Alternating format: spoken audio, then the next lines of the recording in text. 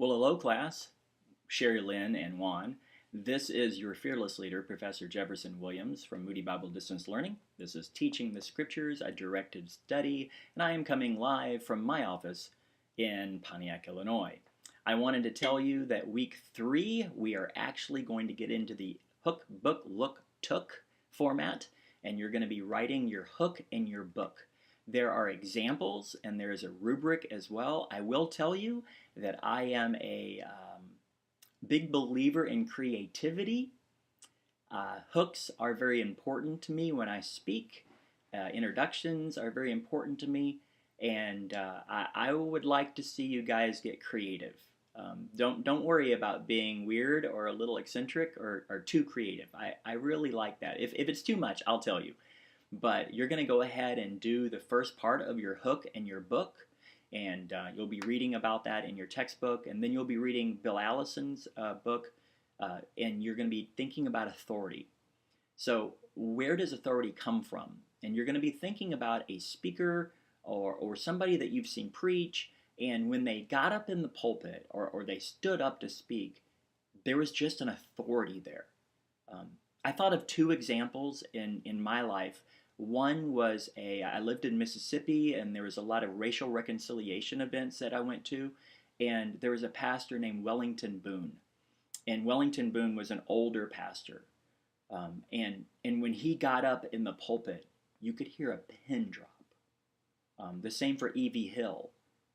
E.V. Hill was a pastor that made peace between the Bloods and the Crips in L.A. When he spoke, it got quiet. I also remember being at the Global Leadership Summit at Willow Creek, and you had Craig Rochelle and all these really young, dynamic speakers, but then Chuck Colson came to the pulpit, and it got really quiet because he spoke with incredible authority, and I just want you to think about that. Where have you seen that? And you may even want to think about where have you seen it go wrong. I remember being at a church service, and my son leaned over to me.